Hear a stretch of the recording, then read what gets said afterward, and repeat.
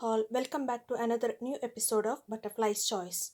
Today I am here with one requested video. ಇವತ್ತು ನಾನು ಒಂದು ರಿಕ್ವೆಸ್ಟೆಡ್ ವಿಡಿಯೋನ ಎಕ್ಸ್ಪ್ಲೈನ್ ಮಾಡ್ತಿದ್ದೆ, ರಿಕ್ವೆಸ್ಟೆಡ್ ಟಾಪಿಕ್ ಬಗ್ಗೆ ಎಕ್ಸ್ಪ್ಲೈನ್ ಮಾಡ್ತಾ ಇದ್ದೇನೆ. That is the difference between capital account and current account. Let us discuss the difference between a capital account and current account. ಯಾವುದಾದ್ರೂ foreign exchange transaction ಮಾಡಬೇಕಾದ್ರೆ there will be a two type of accounts ಆ transaction will be taking place. ಏನು foreign exchange ಮಾಡುವಾಗ ಎರಡು ಥರದ accounts transaction ಉಂಟಾಗುತ್ತೆ. ಅದರಲ್ಲಿ ಎರಡರಲ್ಲಿ first one is capital account and second one is current account transaction. Firstly let us discuss about capital account transaction. Capital account transaction ಅಂತ ಹೇಳಿದರೆ ಏನು ಅಂತ ನಾವು ಫಸ್ಟ್ ಡಿಸ್ಕಸ್ ಮಾಡೋಣ. A transaction which alters the assets or liability position outside India of a person resident in India. A transaction which alters the assets or liability. ಒಂದು ವ್ಯಕ್ತಿ assets ಅಥವಾ ಲಯಬಿಲಿಟಿನ purchase ಮಾಡಿದಾಗ ಅವನ ಪೊಸಿಷನ್ನ ಚೇಂಜ್ ಮಾಡುತ್ತೆ. Alters the position that is known as a capital account. ಇಂಡಿಯಾದಲ್ಲಿ ಇರ್ತಾನೆ, resident in India, but ಈ purchases assets or liability outside India, that is a capital account. It also known a transaction which alters the assets or liability position in India of a person of a non-resident. ಒಂದು ಪರ್ಸನ್ದು ಪೊಸಿಷನ್ನ change ಮಾಡುತ್ತೆ. Assets or liability alters the assets or liability when ಈ is in outside India or that is non-resident. ಅವ್ನು non-resident ಆಗಿರ್ತಾನೆ, but ಈ purchases assets or liability in India that will alters change ಮಾಡುತ್ತೆ, assets or liability ಪೊಸಿಷನ್ನ change ಮಾಡುತ್ತೆ. That is known as a capital account. Let us discuss this with an example. First one is Mr. A is a resident in India. He purchased an ಅಸೆಟ್ನ purchase ಮಾಡ್ತಾನೆ. ಎಲ್ಲಿ? U S ಎಲ್ಲಿ. ಏನು asset purchase ಮಾಡ್ತಾನೆ? He will purchase a flat. When he purchased a flat, he will become a owner of that flat. That is he alter the position of assets or liability. That assets or liability ಪೊಸಿಷನ್ನ alter ಮಾಡಿ he will become a owner of that asset. Let us take one example of liability. That Mr. A, resident in India, he will take a loan from USA. That is a loan. He is taking a loan from USA means it is a liability, a responsibility for him. That responsibility will be transferred to Mr.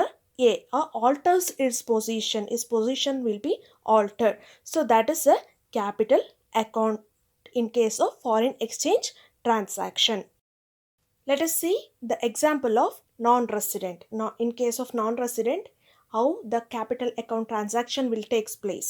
Capital account transaction in case of non-resident ಅಲ್ಲಿ ಹೇಗೆ ಉಂಟಾಗುತ್ತೆ ಅಂತ ನಾವು ತಿಳ್ಕೊಳ್ಳೋಣ. Let us take mister B non-resident. Mister B ಅನ್ನುವ ವ್ಯಕ್ತಿ ನಾನ್-ರೆಸಿಡೆಂಟ್. ಅವನು ಇಂಡಿಯಾದಲ್ಲಿ ವಾಸಾಗಿಲ್ಲ, ಬೇರೆ ಕಂಟ್ರಿಯಲ್ಲಿ ವಾಸಾಗಿದ್ದಾನೆ.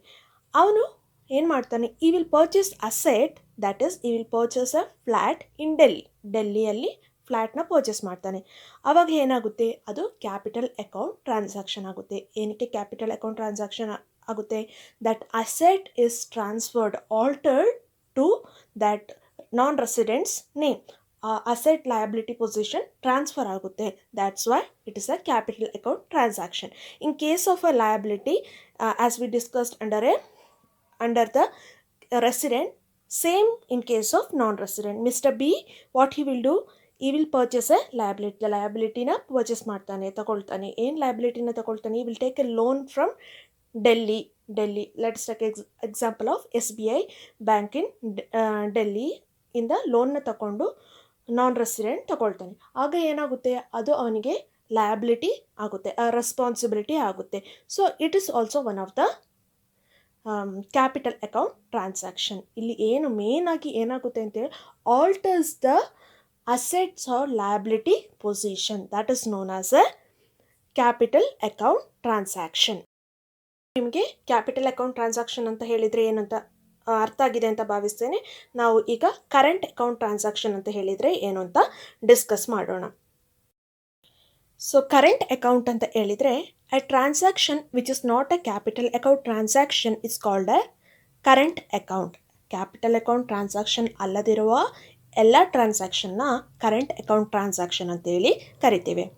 Year assets and liability position is not transferred. ನೀವು ಏನೇ ಪೇಮೆಂಟ್ ಮಾಡಿದ್ರು, ಏನೇ ಎಕ್ಸ್ಪೆನ್ಸಸ್ ಇನ್ಕರ್ ಮಾಡಿದ್ರು, ಇಲ್ಲಿ asset and liability position transfer ಆಗಲ್ಲ. ಮತ್ತೊಂದು ವ್ಯಕ್ತಿಯಿಂದ ಅವ್ರು ಮತ್ತೊಂದು ಕಂಟ್ರಿಯಿಂದ ನಿಮಗೆ ಟ್ರಾನ್ಸ್ಫರ್ ಆಗೋ ಚಾನ್ಸ್ ಇಲ್ಲ.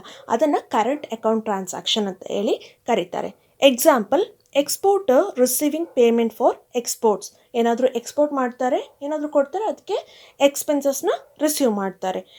ಪೇಮೆಂಟ್ ಫಾರ್ ಇಂಪೋರ್ಟ್ ಮಾಡೋದಕ್ಕೆ ಪೇಮೆಂಟ್ ಮಾಡೋದು. But is not a owner, will not own the property or anything that is known as a current account. Remittance for travel, education, medical ಟ್ರೀಟ್ಮೆಂಟಿಗೆ ಅಥವಾ ಟ್ರಾವೆಲಿಗೆ, ಎಜುಕೇಷನ್ ಪರ್ಪಸ್ಗೆ ಏನಾದರೂ remittance payment ಮಾಡಿದರೆ ಅದು current account ಟ್ರಾನ್ಸಾಕ್ಷನಲ್ಲಿ ಬರುತ್ತೆ. So ನಿಮಗೆ current account ಮತ್ತು capital account transaction ಬಗ್ಗೆ ಗೊತ್ತಾಗಿದೆ, ಅರ್ಥ ಆಗಿದೆ ಅಂತ ಭಾವಿಸ್ತೇನೆ.